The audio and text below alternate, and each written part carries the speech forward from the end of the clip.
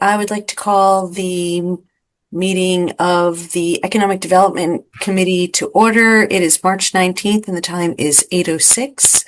I'm going to take a roll call vote. Start with Megan. Connor here. Lala. Silverajai. John. Newland here, present. Mark. White present. And Reap present. All right, thanks. First order of business are the minutes from February 19th. I don't know if anybody had any comments or corrections on them. If so, let me know. Otherwise, I'll take a motion. Abby, was that the 19th or the 12th? I'm sorry, February 12th. Why did I say it was the 12th? Yeah. It's the 12th.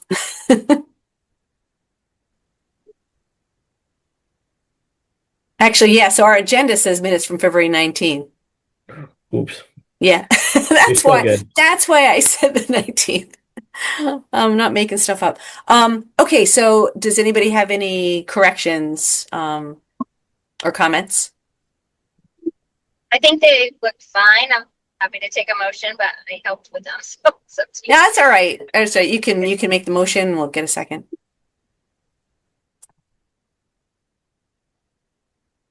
I'll make the motion and let per second. Sounds great, Mark. Go for it. I'd like to make a motion to approve the minutes of February 12th.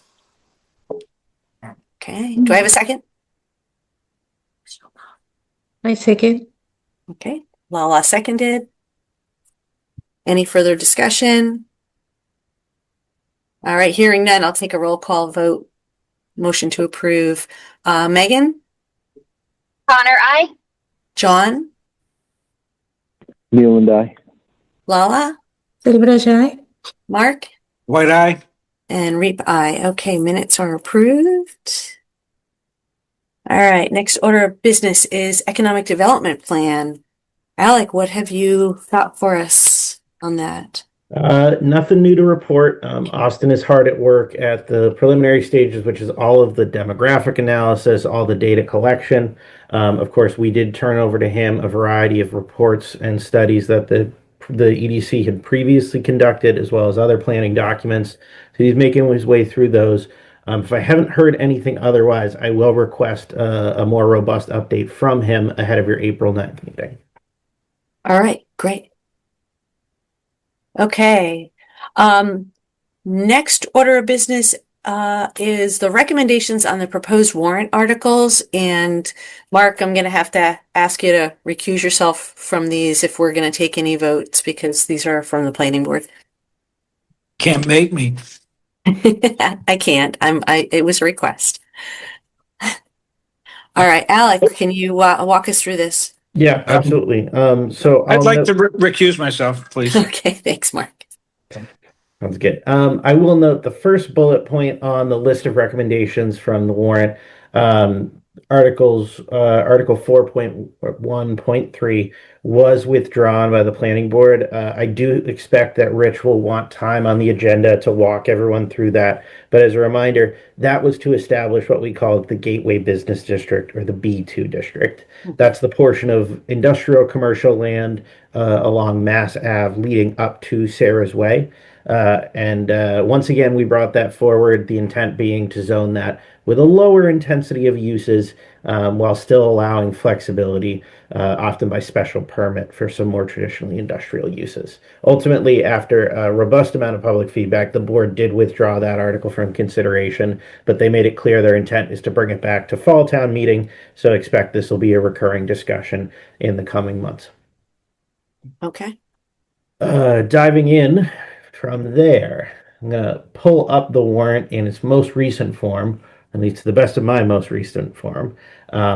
I will note, when we get to this stage of things, there are usually versions 10, 11, and 12 all in the same day because there are recommendations being inserted, final items. I am recommending that the EDC proceed with verbal recommendations for any that they may have. We are past the deadline for written recommendations, but verbal recommendations on the floor are always greatly appreciated as they do support the work. And of course, you're welcome to pose a negative recommendation if that is the board's choosing, not to take anything away from you. Okay, so I'm going to go in order as it's listed on your agenda. This is not necessarily the order it is in the warrant itself. In fact, the general bylaws come first in the warrant, but we'll go those last because those are the more robust ones. This first article, revisions to Article 2.6, would expand the purview of the town's design review bylaw. Namely, the design review board in its current state is able to weigh in on the town center district, whether that's new proposals by site plan and special permit, as well as signs in those districts, and residential proposals in the B1 district. However, this proposal would bring it forward that the design review board can make administrative critiques, comments, and feedback on any proposal by site plan review or special permit in the town center and now the business and business 1 districts. The board did pass this unanimously 4-0, noting that this is an administrative review and ultimately the permit granting authority, whether that's the planning board or the ZBA, is ultimately still the body that has the ability to make a decision. If they choose to deviate from the DRB's recommendation, they just have to note why in their decision-making process. But ultimately, this is an administrative process by which the planning board will get more robust feedback on the design and aesthetic of proposed sites in Boxborough. This does not have an effect on existing sites unless they come forward for special permit or site plan approval. This namely affects new proposals. Okay. All right. I'll open it up to the board. Anybody have questions or opinions on this proposed bylaw? I do. Go for it. I'm really on the fence with this. The design review board was originally for town center and trying to do this, but it's a there's no teeth to them. So we're going to force applicants to go through an entire process of going in front of a design review board, got to talk about stuff, and in the end they can say, yeah, great, thanks, but no thanks. And then my fear is that even though that it's not regulatory, then the planning board says, well, design review board said this, so therefore we want to make that a condition. Mm-hmm. And then all of a sudden it's forced. And I think the design rules are completely outdated. I hate the terminology of, it has to be in harmony with the surrounding properties and things, because it's like, okay, so I'm going to build something when I'm surrounded by a bunch of brick buildings that were put up in the 60s and 70s. And now 60 years later, I have to do the exact same design because it's going to blend in. It's, if that was the case, the town should go back to log cabins. So I understand why the design review board, but I don't think I'm a big fan of it. All right. All really good points. Anybody else want to weigh in? I was gonna say it's really hard to keep that up too. I mean, helping with Liberty Field, for example, next door, we had to put 40, like you might know, 12-foot fir trees, and I don't think they still have done it. So it's really hard, frustrating process.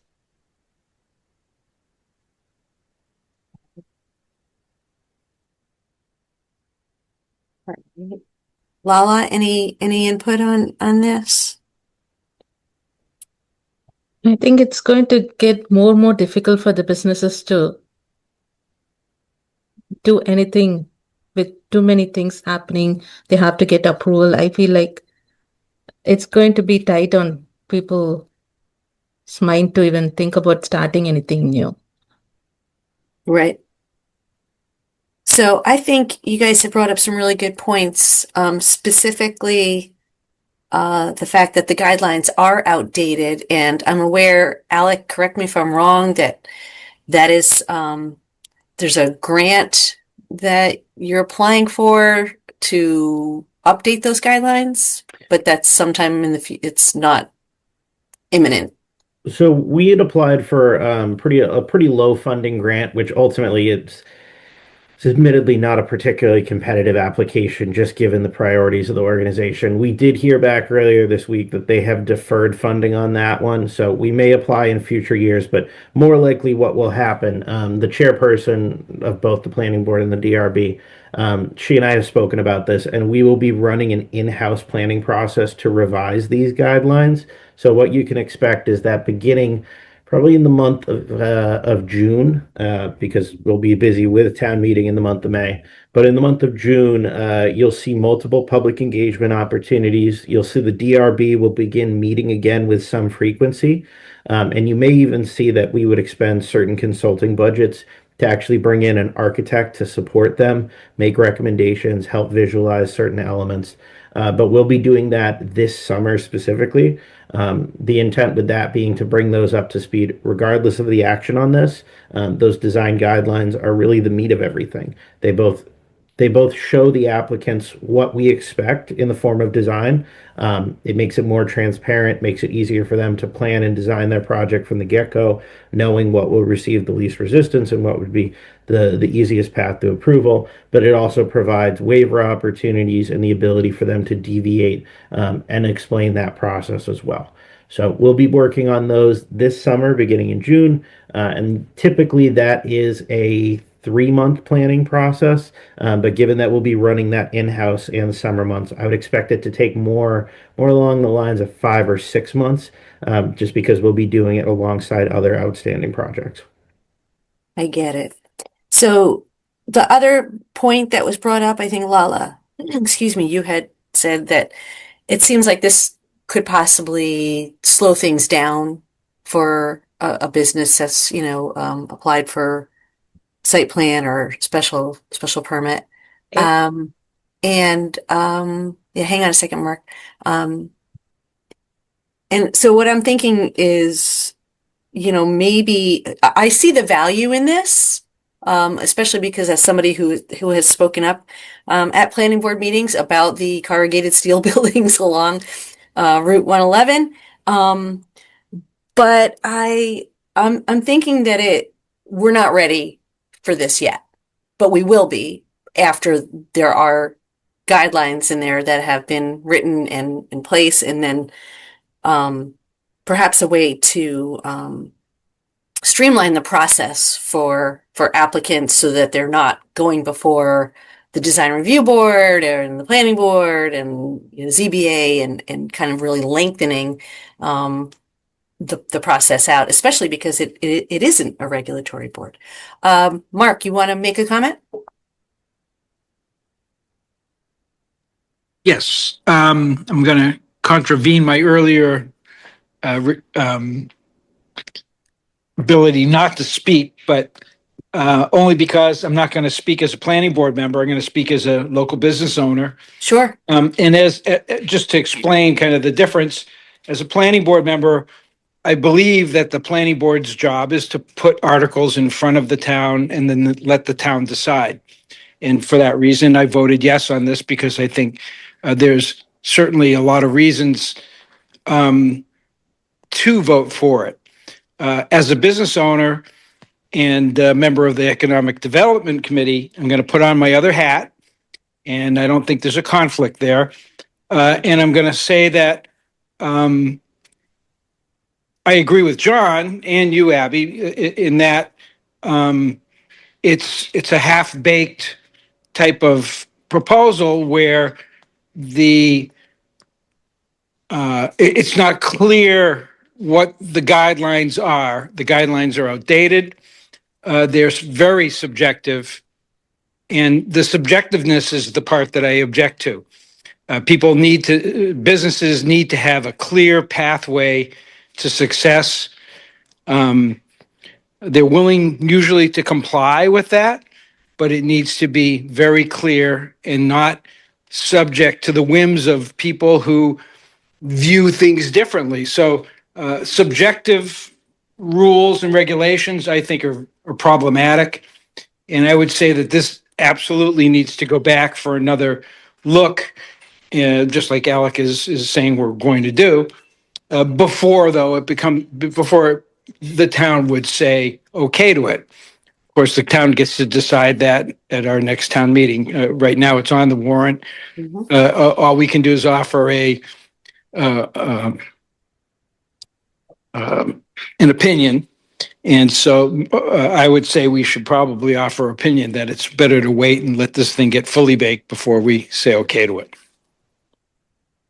Well, that's exactly how I feel, but I kind of feel like we definitely need to vote on it. And I think we lost Megan, because I think she was in the car in Vermont. So, Alec, I probably can't take a vote without her because Mark, I don't think you can actually vote on this. Is that correct, Alec?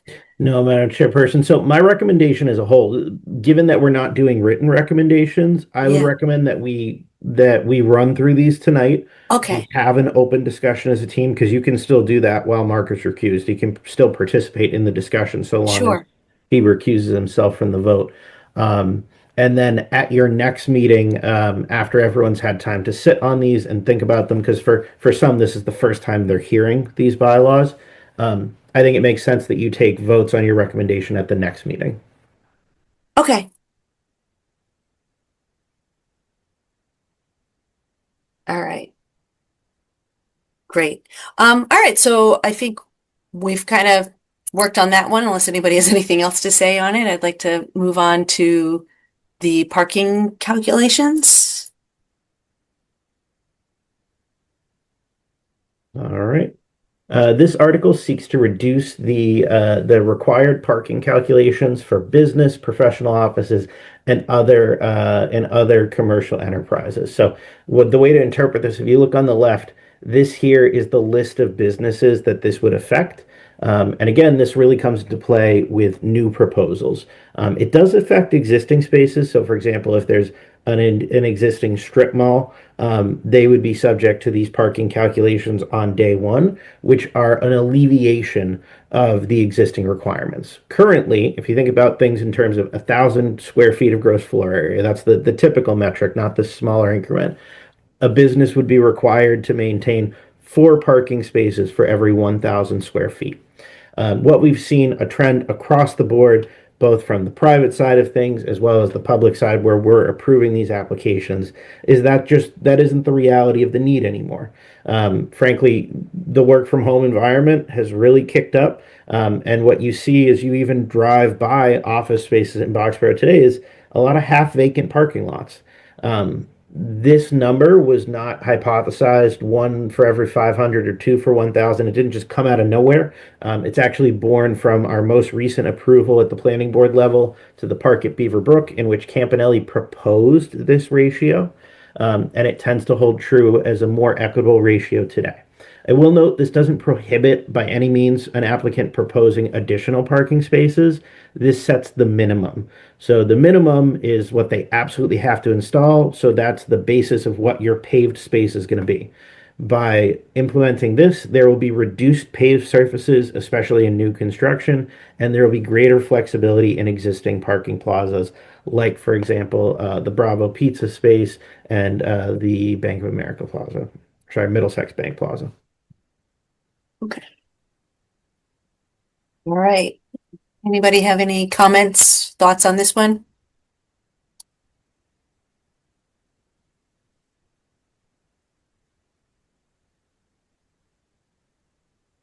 I'm not seeing any hands. All right. All right. My opinion is that this is a good thing. Reduces impervious, or possibly reduces impervious surfaces. So I really think that that's a good thing, and it also should reduce cost for a business who has to install parking, because that is an expense. So limiting that amount. So I would say in general, this is a business positive. So I don't know how everybody else feels about it. I agree, Abby. So again, we'll vote this at the next time, right, Alec? Yep, that's my recommendation. Okay, next one. All right, Article 9.2, revision to the definition of specialty food shop. So this is one that's probably pretty close to this boarding committee. It's directly related to work that you did in the previous year and to one of the applicants who came forward for one of your business improvement grants. So if you'll remember, Thinking Flower originally came forward and was designated the specialty food shop under zoning. But after learning that alcohol would be a component of service, the building commissioner ultimately reversed his original decision and determined that they would have to be classified as a restaurant, which required them to seek a special permit to operate. This definition change would allow the sale of alcohol or other beverages in a specialty food shop. So it clarifies that element of enforcement and would allow such businesses to further seek designation as a specialty food shop. Some examples that were talked about at the last meeting in particular were, for example, cheese and wine. If you were at a charcuterie or tapas space, that's a common space where you'd see something like that as a service element. And the board ultimately brought this forward under a unanimous 4-0 vote. Yeah. Anybody have any comments on this?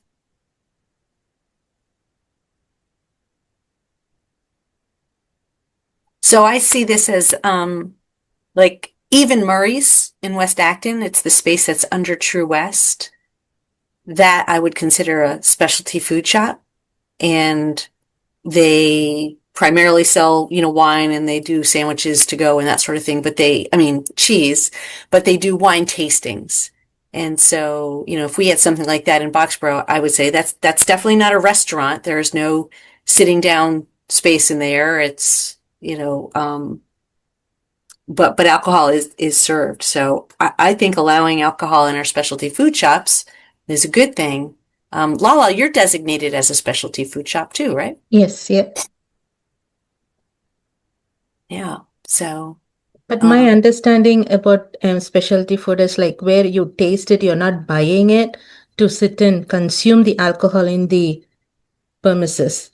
So when it is like any wine shop, anywhere like where they make sandwiches, like even Murray or any specialty shop that I go to do demo, they don't serve alcohol to sit and eat in the same place. They do the tasting and they buy the bottle and they're going home to drink it. mhm. So it is two different things. So I'm not sure yet, like serving alcohol in the same place is same as specialty food. I'm not sure. Yeah, Alec, can you walk us through that difference, that what makes a restaurant a restaurant? So I'll note that a specialty food shop is a unique designation here in Boxborough. That's not to say there aren't other towns or cities where they have something in their zoning called a specialty food shop. But Boxborough's definition was designed specifically for Boxborough. And the key element that comes into play here is where the food is sourced from and how it's prepared, where the majority of the food has to be prepared on site. And so you're more locally sourced, almost wholesale from a food establishment perspective, whereas a restaurant might be bringing in some outside foods to be reproduced or reheated. This is really targeting your more locally sourced, locally grown, locally prepared elements. In my own conversations with the building commissioner, which I will note, I disagreed with his decision to reverse on specialty food shop for Thinking Flower. At the service of alcohol, I noted that there are local purveyors of wines and other beverages. You had a hard beverage company here in Boxborough just a couple years ago. You also have, for example, you have the local vineyard that Neshoba Valley Winery as an example where they prepare stuff very local. So serving that would, in my mind, meet a similar goal of this element where that is a locally sourced product. However, his decision is ultimately the one that matters in that case. He's the enforcement officer. I'm there from an advisory perspective at best. And so this was ultimately the solution, that if we wanted those beverages types to be served, this would make it possible. To whether it's appropriate for a specialty food shop to serve alcohol, I leave that to the discretion of the planning board, the voters, yourselves making a recommendation. This just facilitates that exercise. Okay. Does that answer any questions for anybody or make anybody think positively or negatively about this change?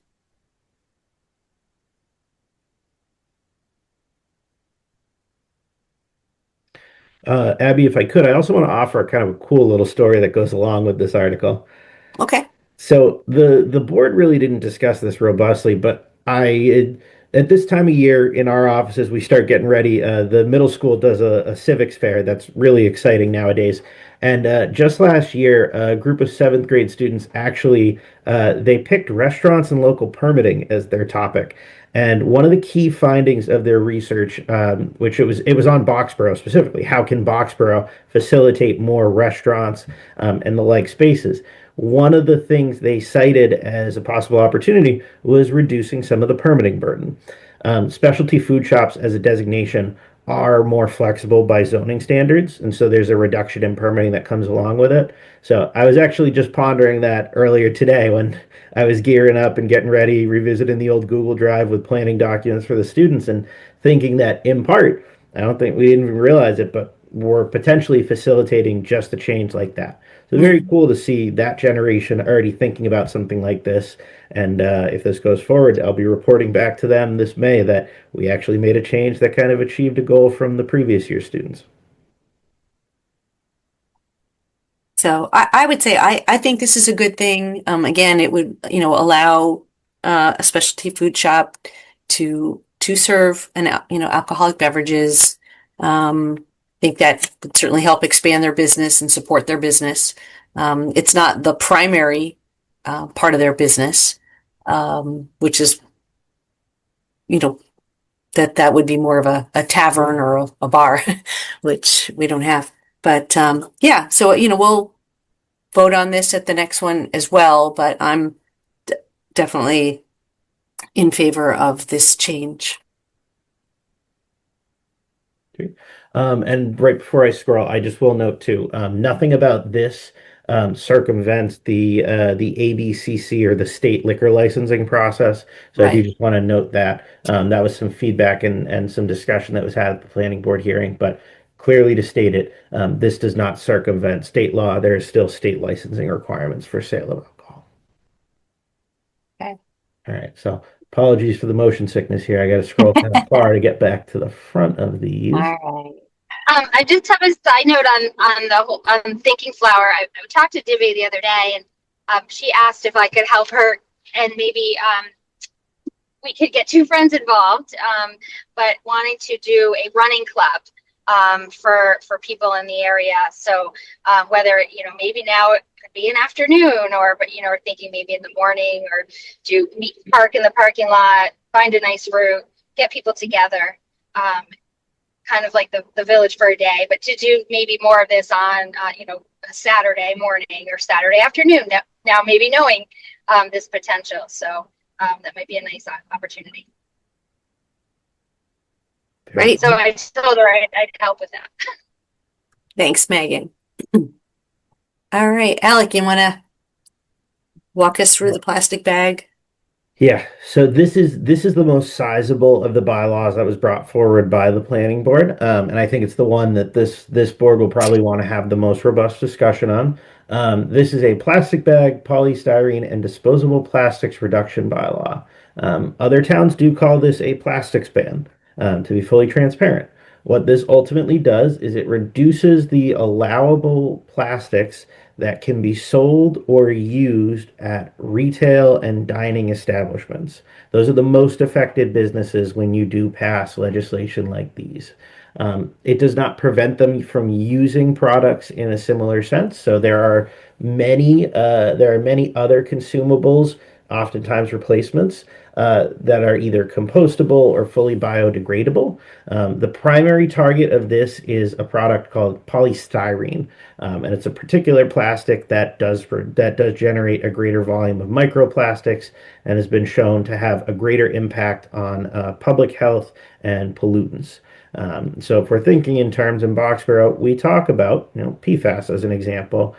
Certain plastics products are what give off those chemicals, and so this in part reduces those for sale and use here in Boxborough.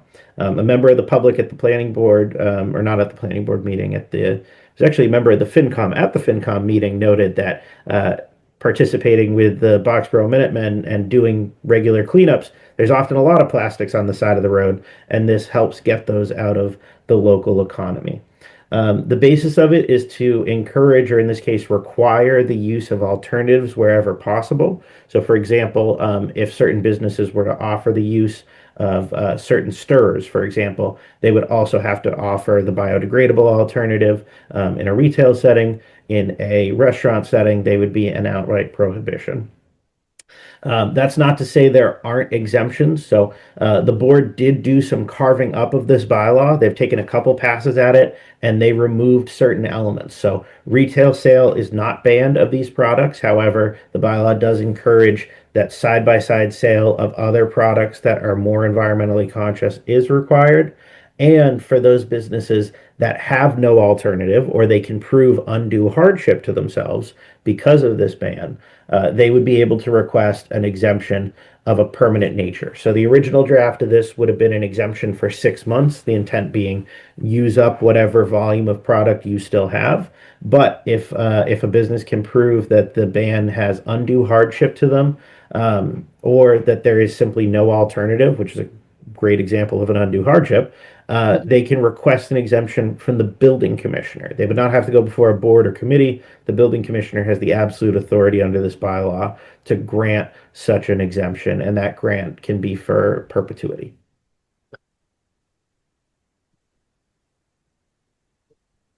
And I will note, so a question that has been thrown around a couple times as we were preparing this bylaw as well, what exactly is being banned? And so the board member who proposed this article did provide me with some marketing materials that were used in the town of Acton. I'll note further, this bylaw was taken in large part from Acton's bylaw, which was only passed a couple of years ago. And this shows a helpful graphic to help you understand. So really what you're looking for, if you're thinking about it, when you look at those plastic products, whether they're in your own home, whether it's the lid on your coffee cup or the base of your coffee cup, you're looking for this PS6, this triangle with a 6 in the middle of it. That's how you can tell polystyrene most frequently. Not every product is labeled with that, but if you don't see it, you can always go on the manufacturer's website and they have to post the information there. But more often than not, the plastic product actually has this logo on it. And so if you don't see the triangle with a 6, it's likely not polystyrene. So that would be of an acceptable nature. To help visualize it out, it's a lot of these plastic products we see, the cutlery, the to-go containers, the solo cups. These are the alternatives that have been used. And some of these are actually things that are being used here in Boxborough today. In our own little reconnaissance of the Boxborough businesses, many of our business community, restaurateurs and specialty food shops in particular, are already using compostable or non-polystyrene products wherever possible. We did outreach to businesses and we didn't get a high volume of results, but we got a mix of results. Some did provide feedback that this would pose a challenge to their business. It would potentially be an increase in their inventory costs. For some, they said there are no alternatives to the products. And so I think it's worth a discussion here as a team. I think the planning board did make a good conscious effort, though, in the form of the exemption at their last meeting, that the business owners now have reprieve and relief. If there's no other alternative or undue hardship, they do have the right and ability to request that from the building commissioner. All right, discussion from the board. So as a business owner, part of the packaging is plastic, where we put our chocolate because it is clear plastic, polyester, but it is like it's not biodegradable.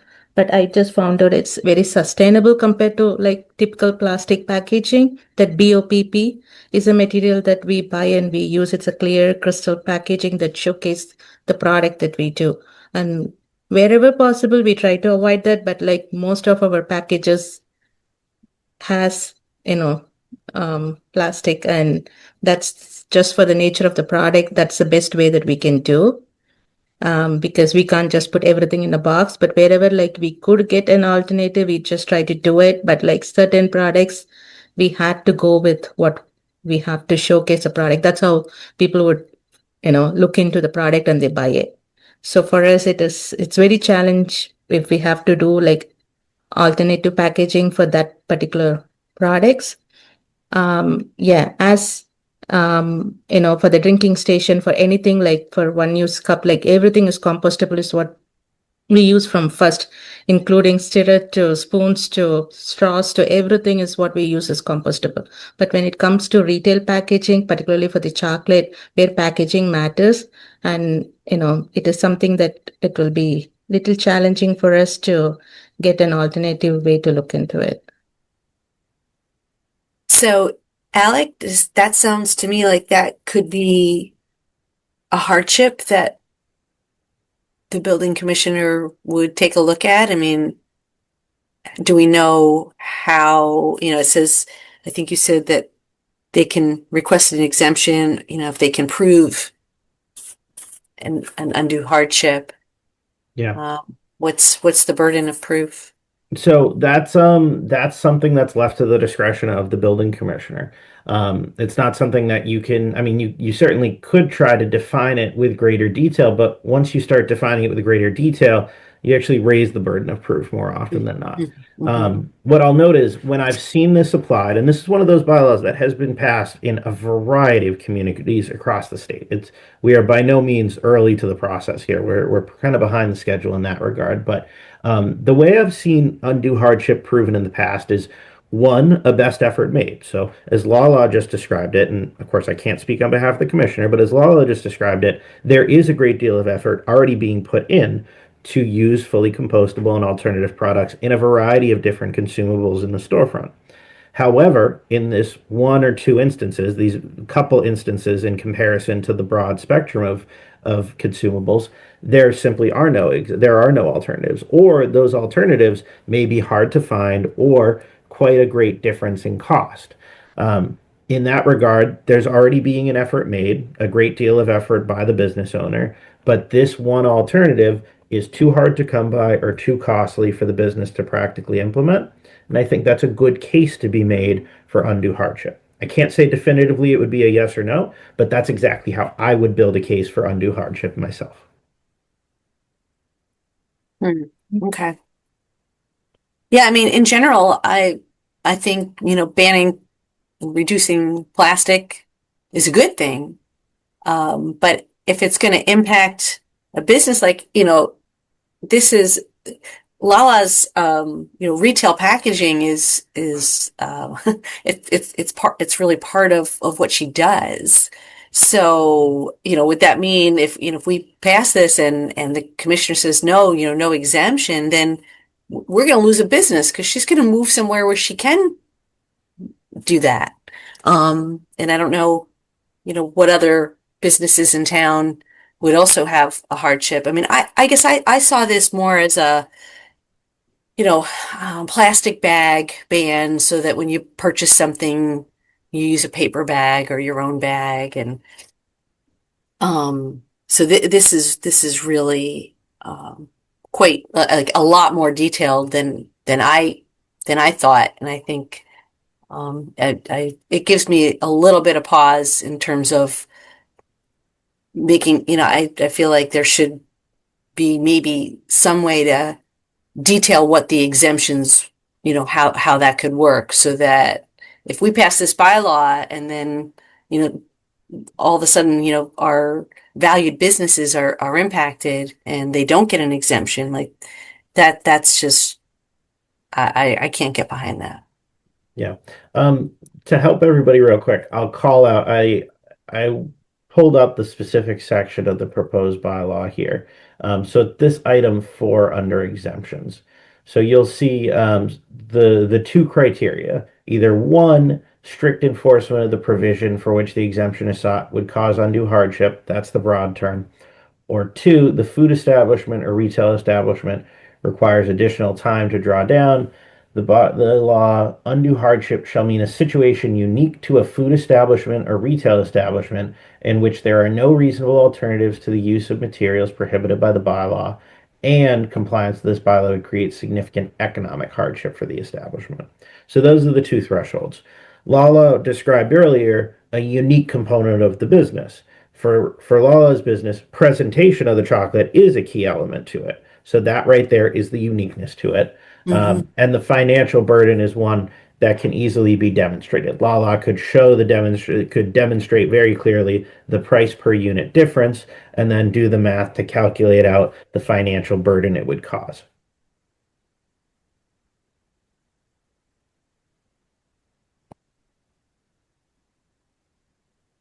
Lala, did you want to speak further on it? Yeah. That being said, like, we can show like how it is important for us to have this package for our product. At the same time, like, we don't have as much as alternative way to look into it, because that's the best we found it. Like, it is not biodegradable, but still it is like, it's not that bad. But wherever possible, that's what we try to use it. But with all this, like,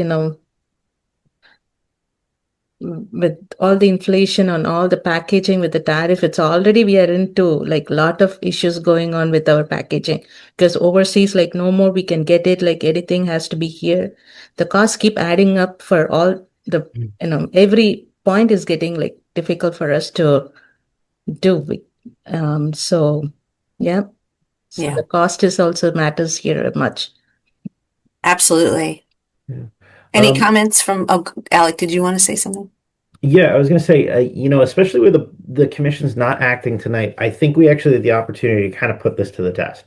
I think Ed would be willing to work with us if we wanted to kind of have an advanced conversation with him and work through this. So, Lala, if you'd be willing to participate in it, what I'd like to do is actually kind of run this through as a scenario. Have you provide me the cost per unit of the products that you specifically would have a hard time replacing.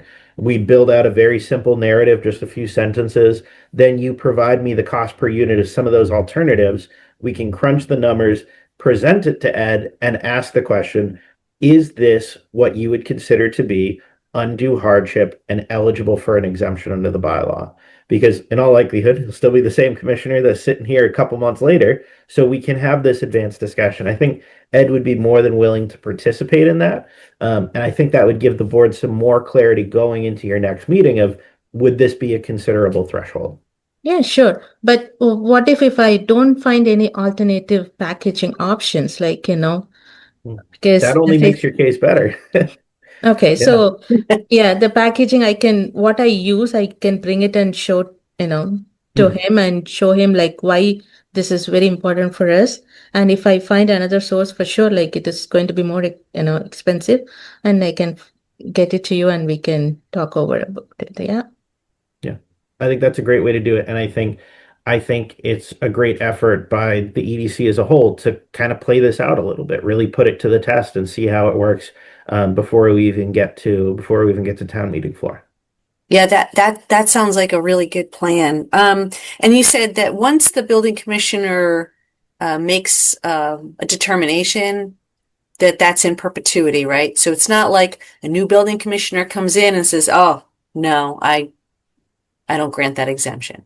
No. So the way the bylaw is written, it's my interpretation that it would be up to the building commissioner to dictate the term of the exemption. So some exemptions may only be for a few months because maybe the purveyor just got a pallet load of product in and they just spent a good chunk of money.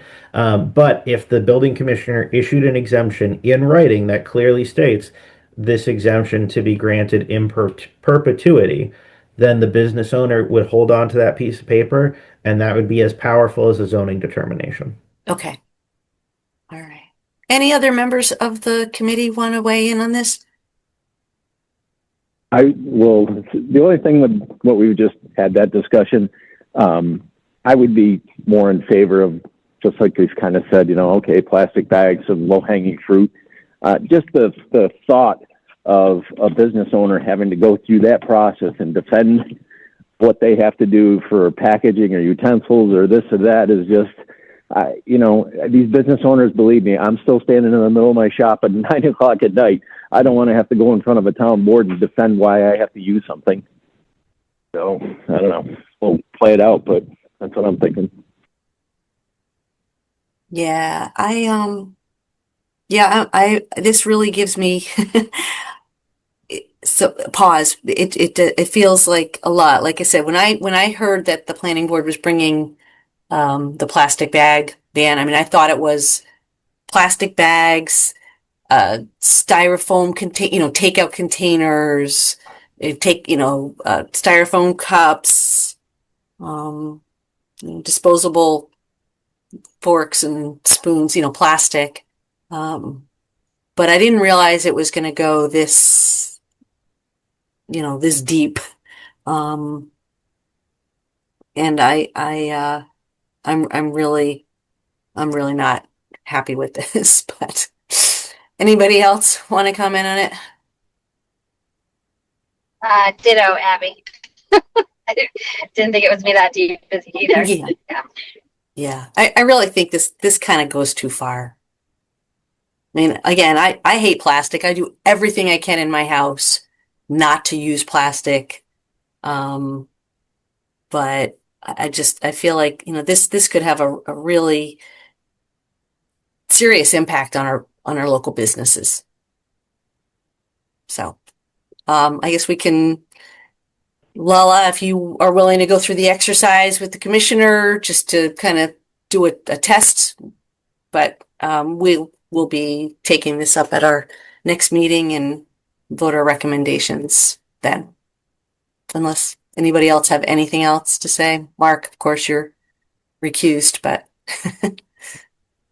as a business owner, I don't know that you distribute any plastic or that sort of thing. I don't, but I mean, my understanding when it was first discussed, and again, I'm going to kind of put on two hats. Mm-hmm. It is when we discussed it initially in the planning board, my understanding was it was going to be exactly what you spoke about, which is the most egregious plastics that we see every day. Plastic bags being primary, foam cups, foam takeout trays and stuff like that. I mean, that accounts for most of the plastic that we all find objectionable. When you apply it to every kind of plastic, you could have a lot of unintended consequences because plastic, your home is full of plastic. Your siding on your house is plastic. There's plastic in your carpeting. There's plastic in everything. So, I mean, I don't like plastic. I hate plastic. I don't want it in our environment. I guess I'll just say that as a business, when I heard Lala talk about it, I didn't realize that, the windows that you look into a box of food, those are plastic. And why should she have to worry? I mean, even worry about, what's that made out of? I mean, she's going to try. I mean, we're all going to try. We all try. And that's what education is about. We all try to reduce our use of plastic because none of us like it or what it brings us. But on the level of what Lala might produce in plastic, it's so minimal, but it could affect her negatively. It's easy for everybody else to say, well, we don't like it, you shouldn't use it. But yet every single one of us goes to the supermarket, buys exactly those things. Okay. And you won't not buy it because it's got a little plastic window on it. And I think this is a consumer driven kind of thing. And I did say that at the planning board is that, this is kind of virtue signaling approach. And so as a business, I would object to it because it's very, this is a very wide, it casts a very wide net. Very narrow net, I think we're all okay with. They said plastic bags, plastic cups, plastic utensils, and that's it. But if you look at this bylaw, it's long. There's a lot in it. There's many pages to this with long descriptions. It's like, well, I know what a plastic fork is. I know what a plastic bag is. But when you got to go get 4 pages of descriptions of what types of plastic, that's very intimidating. And if I was a local business, and which I am, I would be intimidated by it. So that's my feeling as a business owner. Thanks, Mark. Alec, with regard to the sale of, I remember I was in the planning board, you're talking about the sale of plastic forks and spoons, like a package of that. How was that? So it was decided that a store could sell that plastic, but they would have to have another alternative product that wasn't plastic next to it. Is that correct? Or So that was in part a section that the board struck. I haven't had the opportunity to really dive in and to kind of figure out the effect of that because that was a strike on the fly. But typically, the way these bylaws are written is that if it includes the retail component, then the way it's structured is that the retail sale is allowed. However, they also have to have the retail sale of the alternative product as well. Say you have the sale of plastic straws or plastic stirrers, you also have to have the retail sale in immediate proximity of the wood stirrers or the alternative material straw. The board made that change on the fly, and admittedly, we made it late at night, so I have not had an opportunity to really dive into the full extent and impact to it. So I can't speak to how that strike affects the bylaw as a whole, but I'll have to kind of play that one out better. Admittedly, Boxborough really, to the best of my knowledge, has one retailer that really kind of affects, and that's the convenience store. There's probably one or two that I'm forgetting off the top of my head too. And so I haven't even done an inventory check to them to kind of figure out how many of their products would be affected by it. But now that strike has been made, I really do have to invest some time in the next couple weeks to understand the impact of it. what about the sale of water in plastic bottles? I do not believe that's not covered in this. So if it's imported in an original packaging, that is still allowed to be sold. This is not the equivalent that you're referring to, Madam Chairperson, is similar to the town of Concord, where they Right. did ban the sale of plastic water bottles under a certain gallon requirement. I think it's anything under a gallon has to be in a cardboard container there. Maybe it's a number of liters, but no, this bylaw does not cover that. Well, that's too bad. I wish it did, because those are a big offender. A lot more than the thin film that Lala's using to showcase her chocolate. You don't find that stuff on the side of the road. You find plastic bottles on the side of it, and plastic bags and styrofoam cups. So anyway, I guess we'll take this one up at the next meeting, and vote on that. Last one that you have here is the rodenticide. Yes. This one started a lot more robust than it ended. So, what this effectively does, for those who haven't been following it, the SCARs, as we call them, or second generation anticoagulant rodenticides, are a chemical that your professional pest control folks use on a recurring basis. It's a rodenticide, so it's used to kill rodents, often in food establishments or multifamily housing establishments is where we see it from time to time. But unfortunately, it does have a pretty impactful trickle-down effect where the predators who eat those rodents and the animals that consume it are ultimately also having biological effects as a result. And so a lot of the material you'll see, it's birds of prey, for example, are being negatively impacted. And what the science is showing is that it's having a detrimental effect on the natural food chain. And so there has been a movement across the Commonwealth to ban these. Right now, we are at the stage where local towns or locals, so towns, cities, are passing these home rule petitions.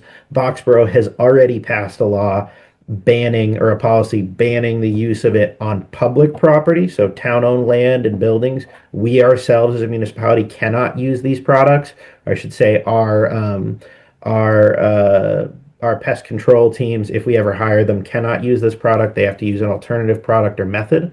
But what we've seen overall is that ultimately restoration of the natural food chain is a more effective approach than this.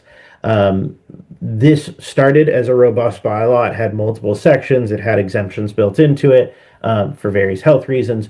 But legal counsel advised the town that we should take that out and first request the special permission needed. So this is what's referred to as a home rule petition, which means it's an act of special legislation. That's because the state already regulates pesticides and rodenticides and such, but not to this extent. They don't rule out this chemical. So we're asking for special permission.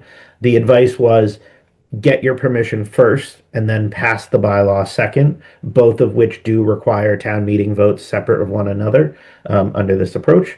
But what we've seen, and I did receive multiple opinions on this. I went out and I double checked a couple times, but we have seen in a couple instances that where the bylaw had something that potentially was erroneous or needed to be struck, the home rule petition also then came into jeopardy. So the town had to go back to square one. So the advice I was given, start with just the exemption or just requesting the special permission. That's what this is here, and that's what people are being asked to vote on today. If this is approved by the town and then by the state legislature, we will come back with a bylaw that will, of course, have public engagement tied to it, public and community outreach, and at that time, we would put that on the books. I will also note there is a movement at the State House to potentially bring this forward on a statewide level, so it's also very possible that we kind of just get put into the queue. And what we've done is we've added reinforcements to the team that's fighting that fight at a state level. They might very well get ahead of us and ultimately pass it, at which point the home rule petition becomes moot. But for right now, this at least gets us into the queue and demonstrates support as a community. Okay. So really, we're not voting. We're not, town meeting is not going to vote on the actual rodenticide ban. We're voting on whether to apply for the home rule petition. Is that correct? That's correct. Specifically, you're asking the state if you may regulate through local bylaw this chemical. It doesn't even say that you will do it. It says that you may do it. So it gives the town the right to come back at a later date with a specific bylaw that would regulate the use of this chemical. All right. So at this time, I don't see that as really anything that the EDC would have a comment on. Obviously, rodenticides are used by restaurants. And if we got to that point, then I think we could discuss, what the pros and cons are of this bylaw. But I think at this point in time, if it's only, for the home rule petition, I don't see it as something that this board would need to recommend or not recommend. Anybody else have thoughts on that?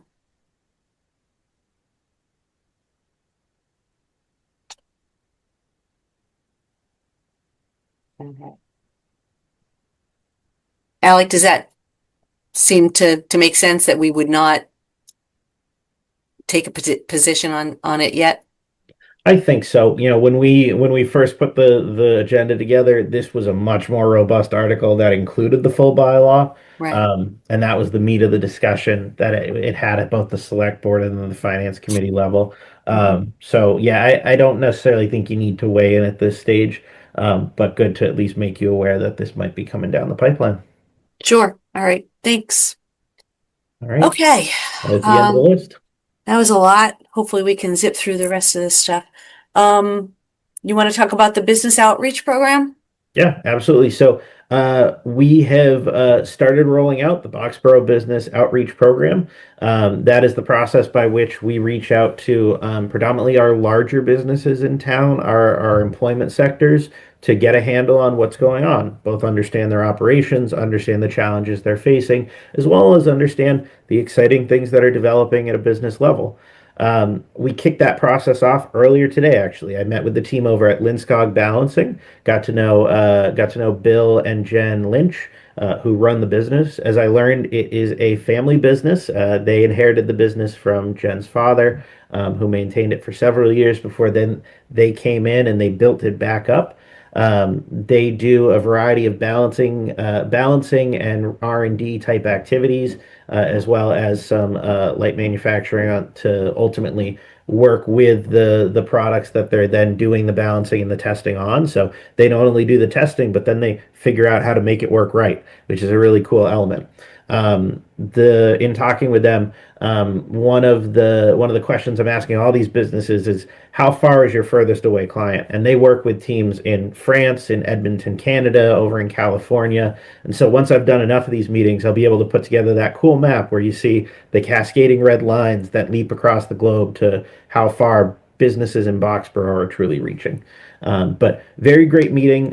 We sat down for about an hour getting to know the business, getting to know the challenges they're facing. And I did tell them this will likely either be a quarterly or a biannual process. So expect to hear from us again soon. And Abby, they look forward to including you in the next one. Oh, that sounds great. And so while you met with them, I presume you got a lot of notes and a lot of data.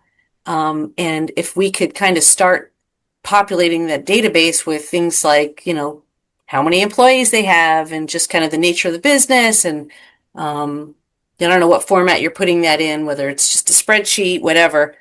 But I think it's really important to take all the information that you're getting in person and kind of loading it so that we kind of start to build that. Absolutely. The first 5 to 10 minutes of the first meeting we ever do with one of these businesses is actually filling out a Google form together. I run Terrific. through my bank of questions. What's your business name? If you're doing business as something else, what is that? Number of employees. I also do ask probing questions of what are the largest challenges your businesses face? So that way we can kind of curate that as well. And of course, they self-identify what sector they belong in. That's not a use code designation by zoning, but what that is are you in the health sciences field? Are you in the education or government fields? Those elements, so that way we can also classify them to the extent that you want to do work in the future. Great. Excellent. And you have another meeting coming up with another business? That's correct. I have a meeting with Element tomorrow, Oh, with their general manager of the location, which, as I was learning most recently, Boxborough is the headquarters for Element. So I'll be getting to know their business, how far they reach, and quite the size of it. oh, this is terrific. Thanks so much for kicking that off. Yep. Yeah. And so we will make a plan, make a list for the next few businesses that we'll kind of outreach to. This is great. Thank you, Alec. Does anybody have any questions about the outreach? Okay. I don't see any. All right, so next item on the agenda is external communications. By that, I think I've been still kicking around this idea of doing a newsletter.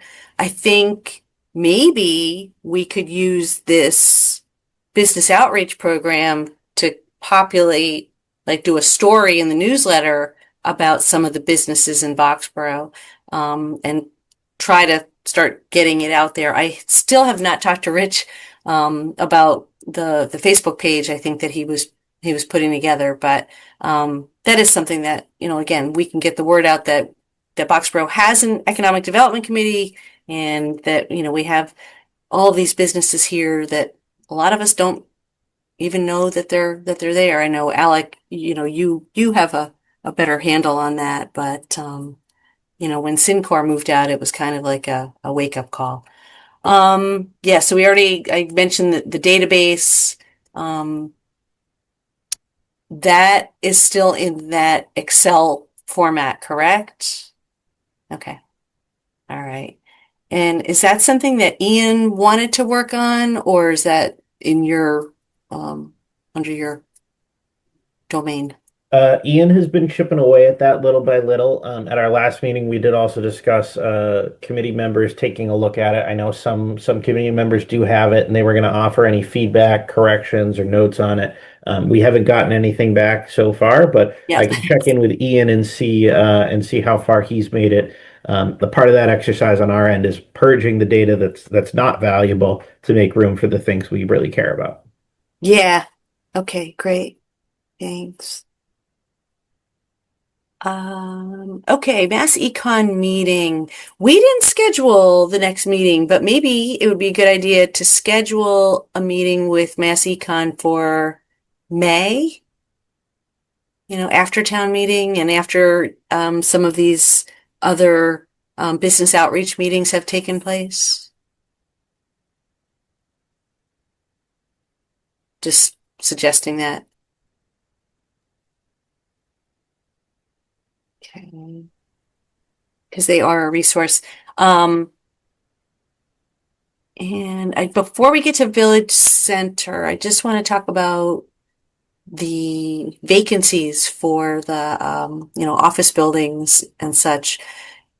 Alec, did you ever hear back from the Jumbo Capital folks about that space, the Syncor that vacated? No, I haven't followed up with them since our attempts were directed at Syncor, but I Yeah. will make that. I'll make that a second attempt now, and we'll try and get back in front of them. They're doing work not that far down the street from me in Wellesley, so maybe I just Oh, show really? up one day. Yeah, and so the other thing is the food pantry moved out of the Boxborough Business Park, and I saw that space advertised on LoopNet. So I don't know, that's not something Mass Econ, of course, would be on their radar necessarily. I don't think it's that large, but you never know. That's something certainly we could kind of ask Doug about. But yeah, it's really pretty small, but it is up on LoopNet, and would be good to see if there has been any interest in that property. So maybe we could put that on our list to reach out. It's O'Brien Properties that has it listed, just to kind of get a handle on, are they showing it? Has there been any interest? I don't know. I just think it's good for us to kind of know what's out there. And then any of us who might know people who are looking to cite a business might say, there's this great spot in Boxborough. All right. Village Center. So I don't really have an update on that other than I know the Mass Ave zoning has been deferred. And part of that was, let's kind of get that gateway, hoping that this gateway, zoning would happen, and then start focusing on Village Center zoning. Do you have any update on that, Alec? So back in January, when the planning board proposed its first round or the full slate of legislation they were considering to bring forward this year, there was a proposal for a village center overlay district. Rich and I worked on that collaboratively to put together a first pass at it. And it was an incomplete draft. The expectation was not to bring it forward for spring, but potentially bring it forward for the fall. The way that was developed is as an overlay district, which, as a reminder for everybody, that's the second set of zoning options method, where we don't change the underlying zoning. We don't have an immediate impact on anything in the existing village center, but we create that second layer of zoning that people can choose to use if they're making advancements towards the village center as your study has envisioned it. We used the study as the baseline for developing the first draft of that overlay district. So it included incentivization for parking in the rear of structures, and it proposed setbacks that would be closer to the road, encouraging a more walkable community with those spaces at the front while still prioritizing open space between spaces as well as in the rear of properties whenever possible. I do expect that Rich and I will probably be doing some outreach in the coming months, probably over the summer, especially with the community members in the village center that we originally envisioned. to generate their feedback and interest in it. But then we'll also have to do outreach to the broader community as well. But expect that that legislation will come forward as early as this fall. That's great. Anybody have any comments on that? I look forward to seeing that. I think it's, we had the Village Center Study working group. It would just be terrific to kind of start to see some changes that would encourage the kind of development that we want. All right, so now we are at just scheduling the next meetings at the beginning. If you missed it, the April meeting we scheduled for April 9th. And Mark, I know you can't make that one. And John and Lala, it's April 9th going to be Yeah, okay? it works. Okay. Okay. All right. And Megan said she's just in and out of service, so she's done trying to get back on. And then you said it was May 14th. Is that right? Yes, we moved it a week earlier so that way we would not be aligned with town meeting itself. Right. Right. Okay. Anybody have any conflicts for May 14th that you know of? I know it seems like a long way away. But all right. Great.